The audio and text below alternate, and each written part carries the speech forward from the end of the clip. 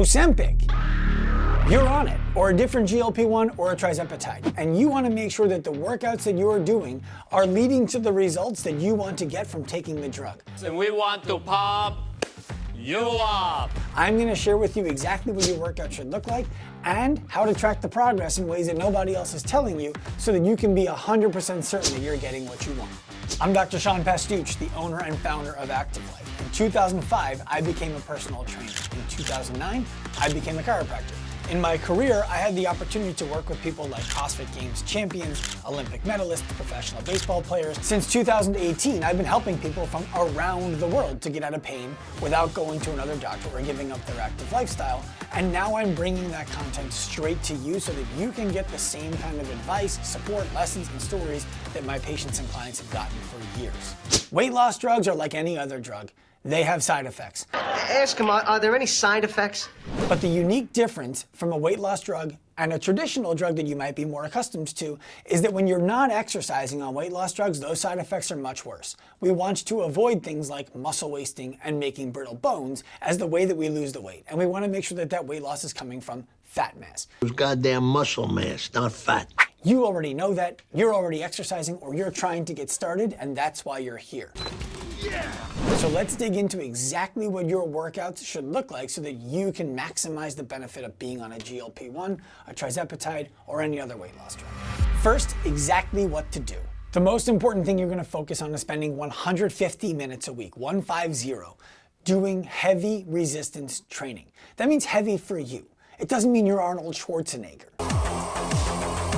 It needs to be an amount of weight that you can move somewhere between 5 and 12 times and still have 2 to 3 reps in the tank.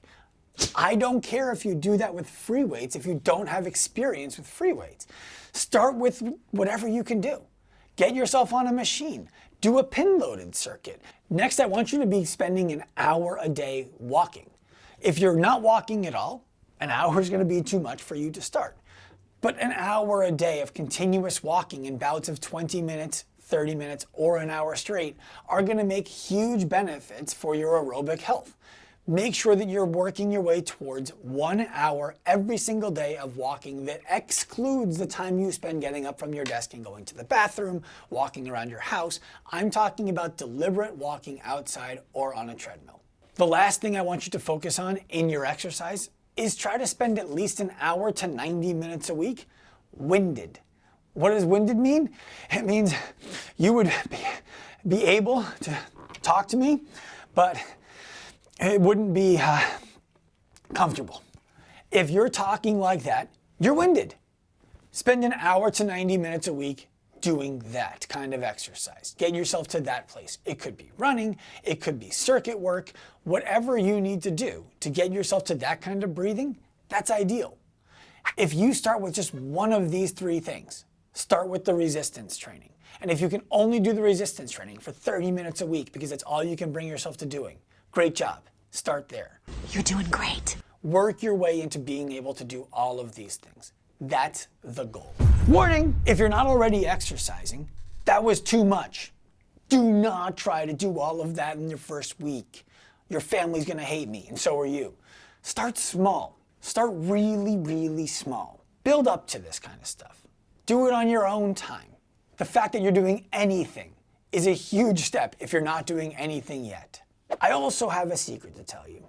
This is exactly the same thing I would tell somebody about their exercise if they weren't on a weight loss drug. What? You see, just because you're on a weight loss drug doesn't mean that you have some fragile need for a special program that's different than everybody else. You're in a calorie deficit. You're eating less than your body is burning. And you're trying to make sure that you build and maintain muscle for a long period of time. This is how anybody does it. This is physiology. Now let's talk about how you can track your progress so that you're making sure you're getting exactly the results that you want. Your weight loss is coming from fat mass, your bones are staying strong, and you're becoming more and more vibrant as you go. There are 3 things that you can do to track your progress in a really good way. First, what I want you to do is get yourself a DEXA scan once every month to 3 months to start. The DEXA scan is a simple test where you can go to a facility that measures the amount of lean mass that you have compared to the amount of non-lean mass that you have. It can also measure bone density to a fairly consistent degree.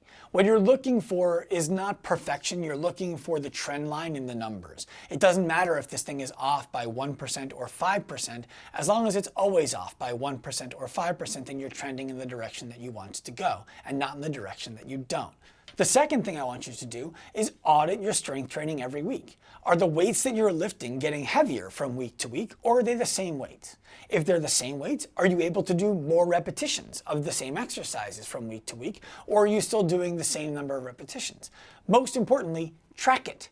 If you don't track it, you can't be sure you're changing it, and you're trying to gain strength, not maintain. So every single week, you want to look at the numbers of what you're doing in the gym and make sure that they're progressively getting bigger and better. Third, and most unconventional, do a spending audit.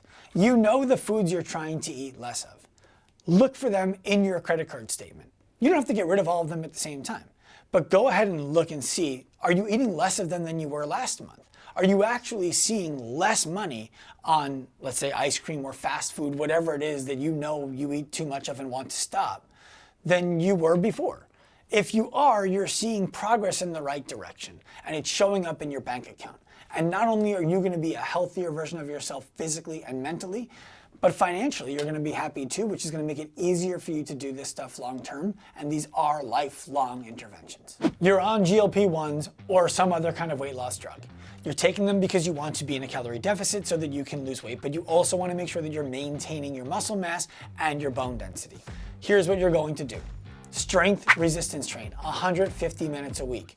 You're gonna walk 60 minutes a day, and you're going to get yourself out of breath for 90 minutes a week. Those are the gold standard minimums, not what you're going to do today. Today, you're going to start exactly where you are with exactly what you're comfortable being able to do, and you're gonna progressively work towards that. When it comes to tracking your results, you're gonna get a DEXA scan once a month, trending down to once a quarter as you start to get more comfortable with your results. That's going to make sure the body composition is moving the way that you want it to, and that your bone density is nice and strong. You're going to track the weights that you're lifting in the gym every week and make sure that they're getting heavier, or that you're finding the ability to do more reps of the same exercise at the same weight that you started at, which is the sign you need to start going heavier. And number 3, you're going to track your spending habits, something that most other people aren't doing. That's going to be an indication that you're putting your money where your values are, and you're going to be eating less and buying less of the things that you already want to avoid eating and buying, and you're going to be spending your money in places that you actually wanted to go to improve your health. This is a massive step forward if you add these 3 things to your life when you're on GLP-1s. Wow. Remember, if you enjoy this, like and subscribe. I'm your favorite doctor, Pastuch, owner and founder of Active Life, and you have the opportunity to live more and hurt less.